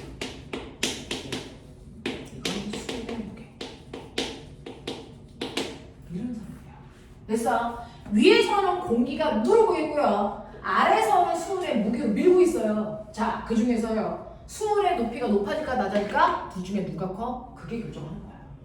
됐어? 처음에 수은의 양을 아주 많이 집어넣은 거죠? 그럼 수은의 무게가 훨씬 커요. 밀고 나옵니다. 됐어? 밀고 나와. 이 힘 더 크니까. 그래서 이 수조의 수위가 점점 높아집니다. 근데 문제는 얘가 밀고 나오면서 이 안에 있는 수은의 양이 점점 줄겠죠. 됐어? 그럼 어떻게 됩니까? 위에서 누르는 수은의 무게가 감소한다고요. 되겠냐? 그래서 여기 보세요. 저 안에 있는 수은의 무게하고요. 기압을 보시면요. 수은의 무게는 맨 처음에 20이었고 기압은 10이었어. 그래서 얘가 누르는 힘이 더 세기 때문에 얘가 밀고 내려와. 그래서 수조의 높이가 높아져. 근데 높아질수록 여기에 있는 수은이 빠져나가니까요. 수은의 무게가 점점 감소해. 18, 16, 14, 12, 10. 그럼 어떻게 될래? 얘가 10이 되는 순간 공기의 압력이랑 뭐해지니? 같아져요. 맞아? 그러면 그때부터는 더 이상 밀 수 있니 없니? 없어요. 무슨 말인지 알죠? 그래서 얘가 쭉쭉쭉쭉 밀면서 내려오다가 어느 순간 기압이랑 같아지는 그 순간이 되면 더 이상 얘가 밀고 내려오지 못해. 수조의 높이가 일정해집니다. 그러면서 얘도 더 이상 내려오지 못하니까 일정한 높이를 갖게 되겠죠. 됐어? 이걸 설계한 사람이 토리첼리야. 됐어? 그래서 수은을 뒤집어 놓고 가만 놔두면 어느 정도까지만 수은이 내려가다가 멈춰. 됐어? 그 멈추는 이 높이에 해당되는 수은의 무게가 밖에 있는 공기가 누르는 기압이랑 정확하게 같은 거죠. 알겠습니까? 네, 그래서 이 높이를 가지고요 공기의 압력을 측정한 사람이에요. 되겠냐? 자, 그래서 얘가 내려오다 멈춘다? 얼마에서? 이 수면에서? 됐어요? 네, 수면보다 얼마 높이? 76cm 높이에서 멈춰요. 수은. 알겠어? 네, 그러니까 수은 76cm의 무게가 밖에 있는 공기 1기압이라고 하는 크기와 같다라는 겁니다. 됐어? 우리는 지구의 평균 기압을 대기압 또는 1기압이라고 씁니다. 지구의 평균 기압을 1기압이라고 합니다. 이 일기압의 크기가 수은 76cm의 수은의 무게와 같다고요. 이걸 처음으로 측정한 사람이 도리체입니다. 됐어? 그럼 선생님 이걸 수은으로 안 하고 물로 하면요? 물이 무거워 수은이 무거워? 수은이 훨씬 무겁죠. 됐어? 그러면 수은 76cm에 해당되는 무게를 물로 만들 거야. 자, 물 얼마? 10m에 해당되는 물기둥이 수은 76cm와 무게가 같아요. 10m. 되겠습니까? 자, 일기압을 느끼고 싶어요? 물속으로 10m 잠수하세요. 물속으로 10m 잠수하면 물속으로 들어가면 수압을 느끼죠. 그 10m 잠수했을 때 느껴지는 그 수압이 평상시에 공기 중에서 여러분들 두르는 힘입니다. 알겠습니까? 이거예요. 자, 그래서 76cm의 수온을 학교에서는 센티미터가 아니고 밀리미터로 바꿀 수도 있다. 이게 일기야. 됐어? 네. 그 76cm의 수온은 10m의 물기둥이랑 같고 이걸 공기로 바꾸면 공기기둥 1000kg의 공기기둥이 누르는 힘이라고. 이게 일기압이에요. 근데 요즘은 기압을 측정할 때 얘네들로 안 재죠. 요즘은 기압을 측정할 때 쓰는 게 헥토파스칼이죠. 1013 헥토파스칼 이게 일기압입니다. 알겠습니까? 그래서 일기압과 같은 크기를 찾아라. 얘네들 찾으셔야 됩니다. 알겠습니까? 우리는 요즘에 일기압을 1atm에 넣겠습니다. 그래서 기압의 단위입니다. 알겠냐? 자, 이런 식으로요. 일기압이라는 크기를 표현할 수 있는 다양한 방법들. 자, 그리고 나서 토리치기는 이거 실험하고 나서 누구도 몰랐던 기압의 크기를 측정해서 와! 대단하죠? 자, 그리고 나서 이제 얘가 변화되는 다양한 실험을 하고 싶어. 그래서 어떻게 했냐면 뒤집을 때마다 76cm에서 멈췄어. 신기해. 근데 하다 보니까 지루해. 안 변해. 변하게 하고 싶어. 그래서 이거 뭐 할게요? 이거보다 훨씬 더 얇은 관, 이거보다 더럽게 두꺼운 관을 뒤집는 거야. 됐어? 높이 어떨까? 높이 어떨까? 두꺼우면 낮아질까 높아질까? 아니면 그대로일까? 어떨까? 이거 두께 전혀 상관없습니다. 왜? 기압이잖아. 단위 면적당 누르는 힘이야. 두께하고 상관없다고요. 됐어? 그래서 관의 두께가 두껍던 얇던 상관없이요. 단위 면적당 누르는 힘이기 때문에 높이는 항상 76cm에서 멈춰요. 알겠어? 어이 예명할 기울여야지. 어떻게 될까? 수면으로부터 수준 높이 변화 없어요. 기울여도. 알겠어? 네, 이렇게 됩니다. 됐죠? 그럼 난 이거 무조건 변화시키고 싶어. 방법. 멈추는 높이를 무조건 변화시키고 싶어. 방법 찾아. 그거 같아요. 밖에 있는 기압이 변하지 않으면 수직 높이 안 변해. 그럼 밖에 있는 기압을 변화시켜야죠. 어떻게 합니까? 이 새끼 들고 산으로 올라가요. 됐어? 이거 들고요. 산으로 올라가면 산을 올라갈수록 기압이 낮아지죠? 그래서 저 수은주 가지고 올라갑니다. 자, 그럼 멈추는 높이 높아질까 낮아질까? 뭐 해줍니까? 밖에 있는 기압의 크기와 같아지는 순간에 멈추는 거잖아요. 자, 산으로 올라갈수록 기압이 낮아지죠? 그러면 수은주는 76보다 더 낮은 데서 멈춥니다. 그래서 산으로 올라가면 높이는 낮아지고요. 그래서 고기압인 곳으로 가면 높이는 더 높아지겠죠. 알겠습니까? 그래서 이 높이가 곧 뭐다? 기압이다. 근데 내가 산으로 올라갔어. 원래는 76에서 멈춰야죠. 근데 70에서 멈췄어. 몇 헥토파스칼이야? 이거요. 76cm가 1013 헥토파스칼이죠. 1기압. 근데 70에서 멈췄어? 몇 헥토파스칼이야? 알겠습니까? 이거 비례식으로 계산하는 거죠. 그래서 이렇게 하시면 x는 76분의 70 곱하기 1013. 알겠습니까? 이렇게 가는 거죠. 됐어? 이렇게 계산하는 문제가 가끔 나와. 내가 물어볼게. 너네는 과학이 어려운 편이니 쉬운 편이니? 학교 과학 쉬운 편이에요? 됐어? 네. 쉬운 편이면 이 비례식 계산하는 것까지는 나오지 않겠지만, 그쵸? 네. 자, 쉬운 학교들은요, 얘네들의 두께를 변화시킬 때 어때? 기울이면 어때? 이 정도. 어려운 학교는 여기까지 계산해봐. 알겠습니까? 이렇게 나온다고요. 됐죠? 이런 식으로 해서 기압의 크기를 처음으로 측정한 사람이 토리첼리다라고 하는 거 기억해 두시면 되고, 토리첼리의 수온기압계가 17페이지 맨 위에 있는 그림입니다. 됐죠? 1기압이랑 같은 크기 밑줄. 됐어? 거기 하나 빠진 거 있죠? 공기기둥 1000kg 쓰세요. 1기압이랑 같은 크기입니다. 되겠습니까? 자, 이런 식으로 해서 기압의 크기를 토리첼리가 측정했습니다. 여러분들이 가지고 있는 책의 23페이지 와 23페이지에 1, 2번 합쳐져.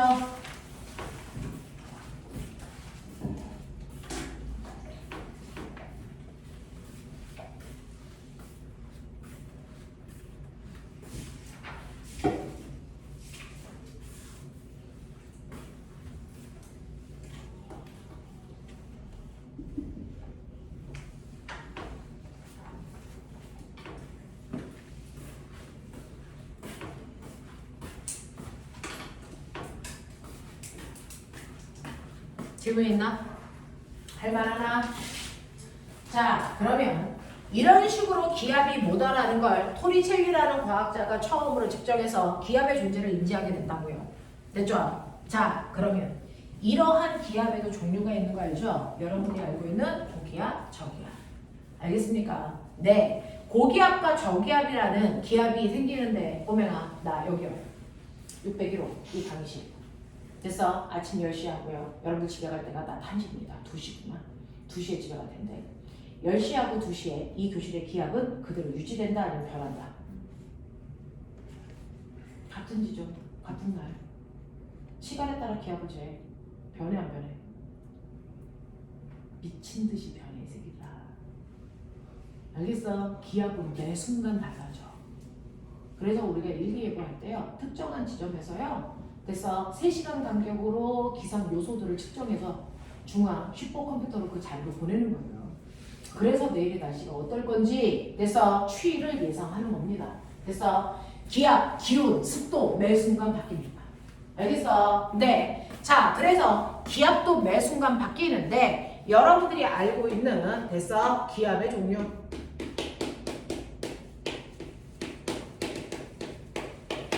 기압의 종류는요, 고기압과 저기압 이런 식으로 두 가지로 나눌 수가 있는데요.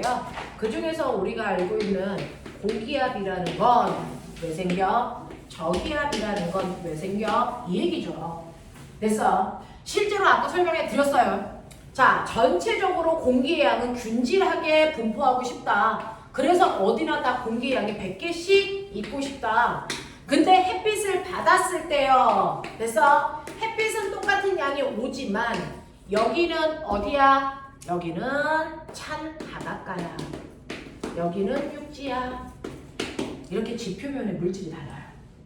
그러면 지표면의 물질이 다르면 똑같이 햇빛을 돼서 1000칼로리를 받는데 그 햇빛을 받았을 때 온도가 올라가는 속도가 다르죠. 멋진 말. 똑같은 열을 받았을 때 온도가 올라가는 정도의 차이를 중학교 2학년 때 배웠죠. 뭐라 합니까? 뭐라 그러냐? 비열. 알겠냐? 비열 차이가 생기죠.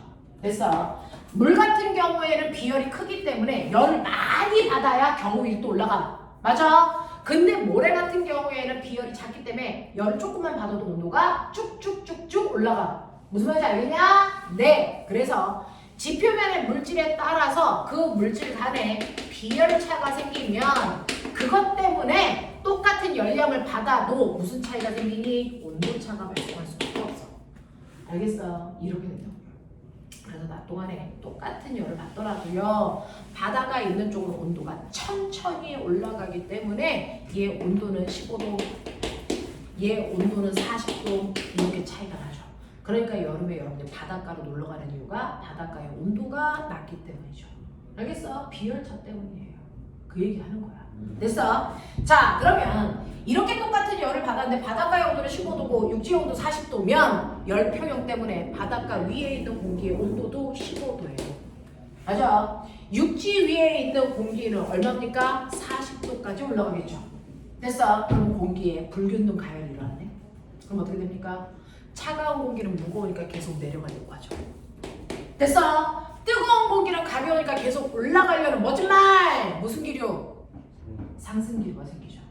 그러면 어떤 일이 발생합니까? 여기에 있는 100개의 공기 중에 일부가 올라갔네? 공기의 양이 40개밖에 안 남았네. 그럼 100개일 때보다 40개가 되면 땅바닥을 누르는 힘이 뭐해집니까? 약해지죠. 그래서 생기는 게 무슨 기야? 저기야. 맞죠? 자, 하강기류가 생기면요. 위에 있던 공기들이 자꾸 내려와. 밑에 공기가 쌓여. 그래서 공기가 100개였다가 공기가 300개가 돼요. 그럼 그 공기가 누르는 힘은 점점 세지는 거죠. 그래서 고기야. 알겠습니까? 이렇게 된다고요. 자, 그래서 여기에 공기는 300개, 여기에 공기는 40개, 이 상태로 계속 놔두면 여기에 있는 공기 계속 올라가면 이 공기가 0개가 되죠. 그러면 여기에 공기가 하나도 없으니까 여기 있는 사람들은 뒤져요. 알겠어? 그런 일이 발생하냐? 절대 생기지 않습니다. 왜요? 어느 정도까지 공기의 양의 차이가 생기면 공기의 양이 많은 쪽에서 공기의 양이 적은 쪽으로 공기가 밀려갑니다. 이게 뭐라고? 바람이요. 그래서 바람이 불어요. 알겠어? 그래서 공기가 뭐합니까? 순환합니다.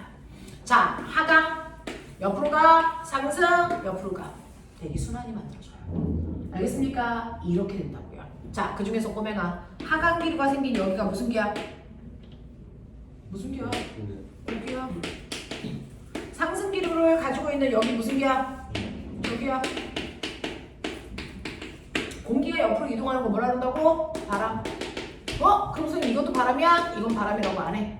됐어? 지표면 근처에서 이동하는 수평 바람을 공기의 흐름만 바람이라고 해. 됐어? 그럼 바람은 어디에서 어디로 부는 거야? 바람은 고기압에서 저기압 쪽으로 부는 거야. 됐어? 고기압에서 저기압으로 불어요. 그럼 나 이제 상식적으로 볼게. 여기가 서쪽이고 자기야, 여기가 동쪽이야. 지금 부는 바람이 무슨 풍이냐? 저게 서풍일까 동풍일까? 정신 안 차리냐 새끼들아. 저게 서풍일까 동풍일까? 그러니까 나이는 중3인데 풍향도 못 읽어. 어쩜 좋아 이 새끼들. 됐어? 네. 지금 여기 바람이 어디에서 나오냐? 에어컨. 그래서 이거 무슨 바람? 에어컨 바람. 선풍기에서 나오면 선풍기 바람 새끼들아. 그럼 저 새끼는 무슨 풍? 선풍. 알겠냐? 이거잖아. 풍향은요, 바람이 시작된 쪽을 읽는 거야. 알겠어? 바람이 시작된 쪽을 읽어. 그러니까 에어컨에서 나오면 에어컨 바람이지.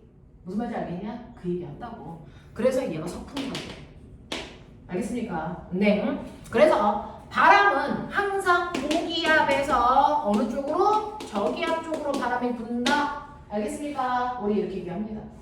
그렇죠? 그러면 여러분들이 아셔야 되는 고기압 표현해 볼게요. 고기압은 위에서 아래로 내려오는 하강기류. 저기압은 공기가 위로 올라가는 상승기류. 됐죠? 자, 그러면서 바람은 고기압에서 저기압으로 분대. 그럼 바람을 이렇게 그리면 뒤져. 바람이에요.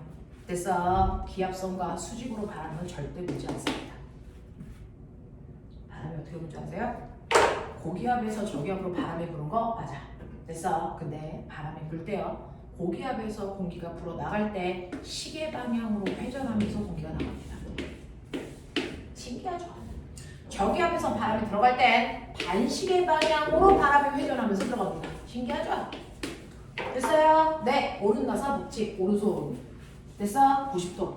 되겠냐? 네. 여러분들 저기압 상승기류. 가마. 보이냐? 바람 들어가지.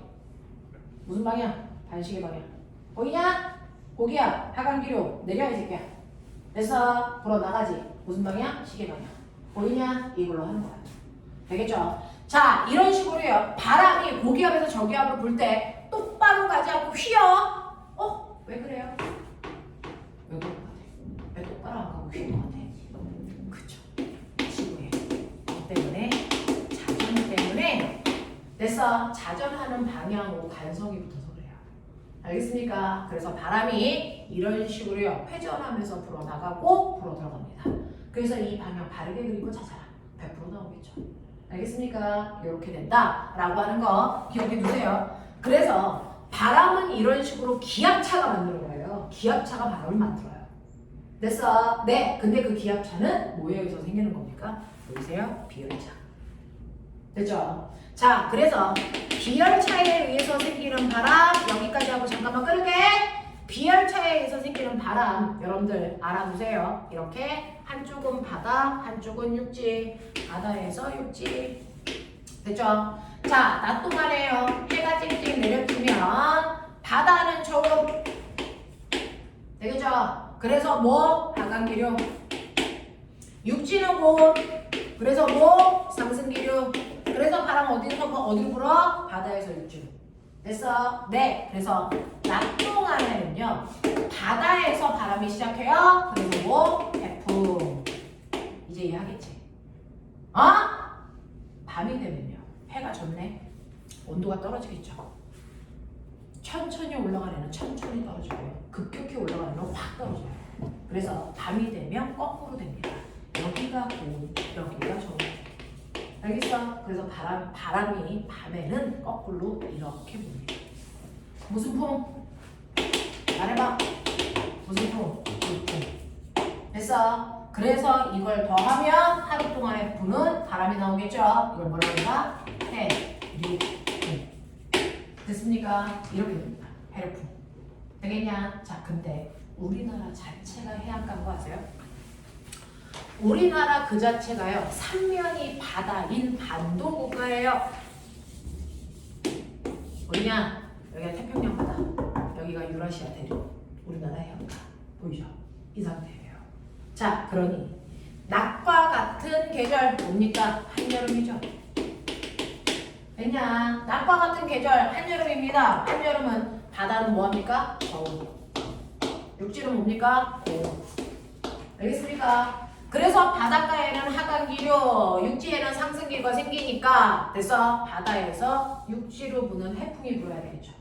됐어? 네. 해안가는 해풍이라고 하지만 우리나라는 여름이라는 계절에 따라서 부는 바람이라서 이거 동서남북 읽어봐. 무슨 풍이야?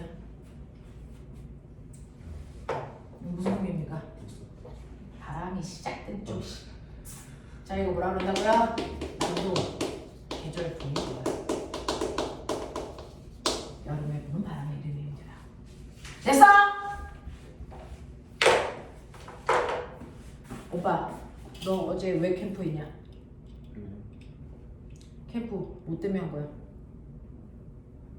저요? 응. 너 학교에서 캠프 했다며? 네. 응. 신청 무슨 캠프야? 뭐 AI 캠프. 그게 하루 자고 온 게 아니고 아침에 가서 하고 온 거야? 네. 자, 여름에는 그래서 남동계절풍이 붑니다. 됐어? 내가 물어볼게. 바람 맞으면 시원하니 덥니? 시원하죠. 왜? 바람은 항상 저온에 있는 공기가 몰아오기 때문이야. 알겠냐? 당연하죠. 자, 밤이 됩니다. 밤과 관련된 계절이 겨울과 춥다는 얘기예요. 그래서 밤에는 거꾸로 바람이 이렇게 분다. 자, 이거 이제 좀 읽어라. 뭐라고 읽으면 되겠어? 국서계절풍. 알겠습니까? 네, 이렇게 되는 거죠. 됐냐? 자, 그래서 여러분들 해류풍은 하루를 주기로 부는 해안가 바람이고요. 계절풍은 이런 뒤질래. 시험 몇 주 남았다고 쳐 줘라이지. 자, 계절풍은요 1년을 주기로 부는 바람. 됐어? 1년을 주기로 부는 바람은 계절풍. 하루를 주기로 부는 바람은 해류풍. 됐어? 하지만 이 둘은 둘 다 비열차에 의해서 생기는 바람이라는 공통점. 알겠습니까? 이런 얘기. 되겠니? 하겠어? 이놈의 새끼들. 지금 학교에서 왜 진도 나가니? 여기부터 이제 이거지 나갈 거야? 알겠어? 네. 자, 지금 몇 시니? 아이들아! 몇 시냐? 1시? 됐어? 네. 10분만 끌었다가 기단 전설 할 테니까 정신 차려.